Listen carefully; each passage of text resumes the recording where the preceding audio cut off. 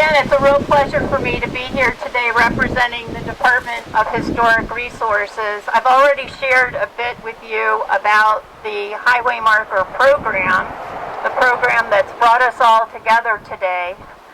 What I'd like to add to what I've already said is that the Commonwealth of Virginia generally doesn't have the funding to pay for markers. We instead have to rely upon civic-minded history buffs in local communities to pay for markers. And it's not an inexpensive cost because there's the cost to the foundry of casting the marker, but also there's the cost of installation.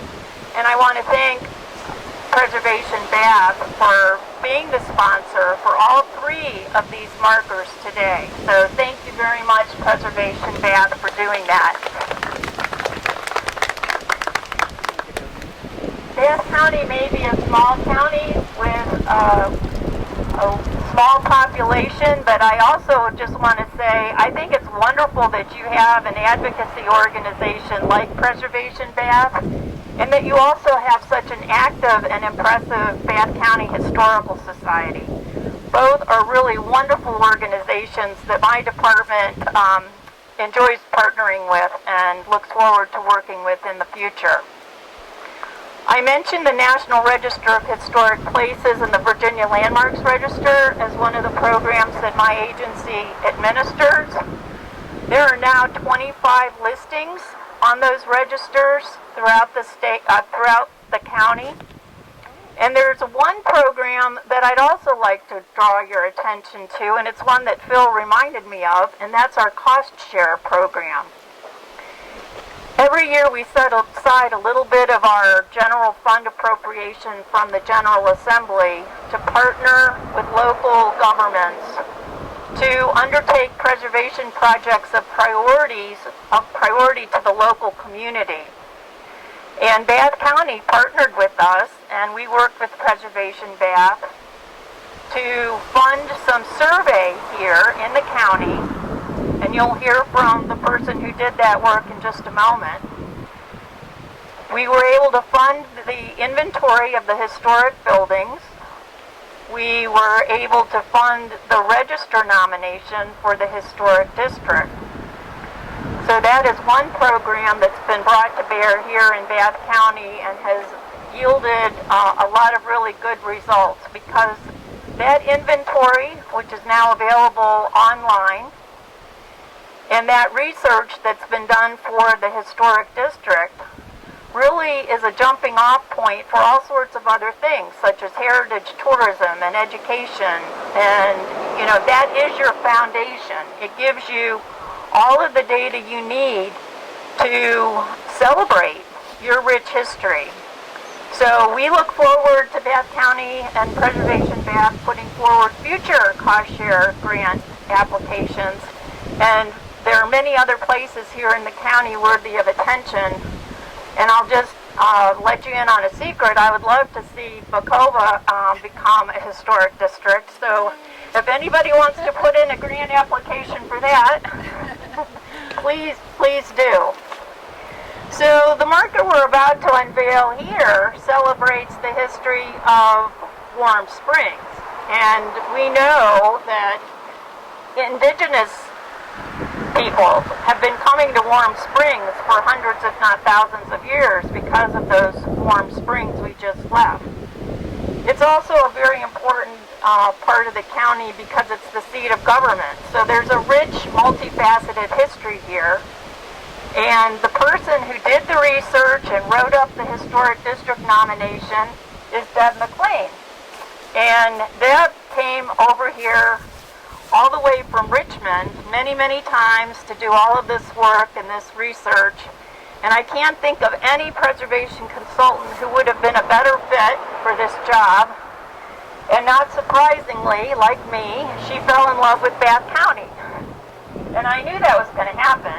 So many of you have come to know and love Deb, and now we'll hear from her as she says a bit about Warm Springs. Oh, I'm sorry, I forgot. I was supposed to do a bit of an advertisement. I I was asked if I'd ever seen this book. Yes, we published this book, the Department of Historic Resources. It's a book that I've been told by many people, not just the owner of this copy, that they carry it around with them in their car, and when they see markers or if they're in an area and they want to see if there are markers, they refer to that book.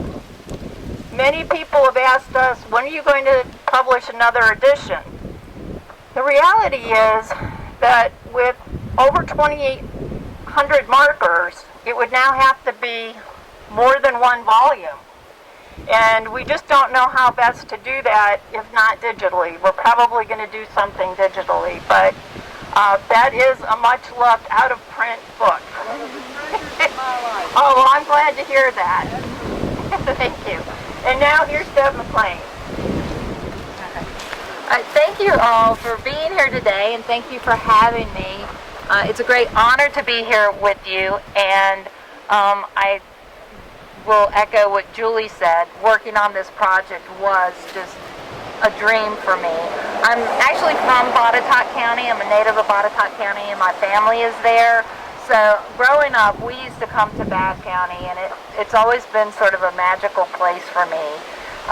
And you have to know that, and now that I live in Richmond, it's a real relief for me to be here as well. So I enjoyed my trip over here today, and glad to be here. Julie mentioned that there are 25 properties in Bath County that are listed in the National Register, the Virginia Landmarks Register and National Register. And 4 of those are historic districts. One is Dalvik State Park, 2 are Camp Alculana and Camp Mount Shenandoah, and then the 4th is the West Warm Springs Historic District. And this is more of a traditional type of district that has different types of resources and building types, and this is generally what we think of when we think of historic districts. But prior to this district being established, several of the buildings and properties in the Warm Springs Valley were already listed on the National Register. Right behind me, Oakley Farm had been previously listed, 3 Hills had been listed, the Homestead Dairy, the John Wesley Church just in West Warm Springs, the Warm Springs Mill also, and of course the bathhouses. So what the district does, though, is it identifies the area that we feel has the greatest concentration of historic resources that still retain their historic appearance. And I brought a couple copies of our historic district map just to show you the extent of the district. The district encompasses about 720 acres. And within that area, there are over 200 historic resources that help us tell the story of the area. Where we were, the bathhouses, that's the northernmost point. Oakley Farm is the southernmost point. And then the district goes through the courthouse village out to West Warm Springs. And as I said, we have over 200 resources that are related to several different themes in history. And Julie mentioned the National Register, which is a federal program that is administered in Virginia by her office, the State Historic Preservation Office. And to qualify for listing in the National Register, a property has to meet one of 4 criteria. And those have to do with broad patterns of history. They could be associated with a person who is significant in history. It can be an architectural building worthy of recognition, or it can have archaeological significance. The Warm Springs and West Warm Springs Historic District qualify for listing in the National Register under 2 of those criteria, the broad patterns of history and architecture. And as a district, it qualifies as a collection of architectural examples of various architectural styles and also periods. We have buildings in the district that date from the 18th century through the 20th century. So very rich, full span of history in the buildings. The areas of significance that these resources reflect is a long list. We have buildings that relate to recreation and social history, such as the bathhouses. We have religious facilities. We have educational resources, such as the school behind us. This was the Warm Springs School, built around 1912, 1913. It was a school that was only for white students. Black students went to a separate school during that period of segregation, and we will end up in West Warm Springs where there was one of those schools, the Jones School. There are also, of course, governmental buildings in the courthouse village, the courthouse itself, and law offices and other buildings that relate to that theme. So it's a very rich story that can be told here. And I have to say, I was particularly, I was very honored to be selected because it was a project that I had to bid for. So I was very honored to be selected to work on this project. But I was particularly struck by the foresight and the open-mindedness of the Preservation Bath, the county, and the state in knowing that we should recognize Warm Springs and West Warm Springs together. West Warm Springs, as you will hear at our next stop, was a historically African-American community that was established after the Civil War, and these citizens purchased property, built their homes, built churches, and it's a great testament to self-determination and perseverance. And while it's separate, the two communities are linked historically and tell the same story.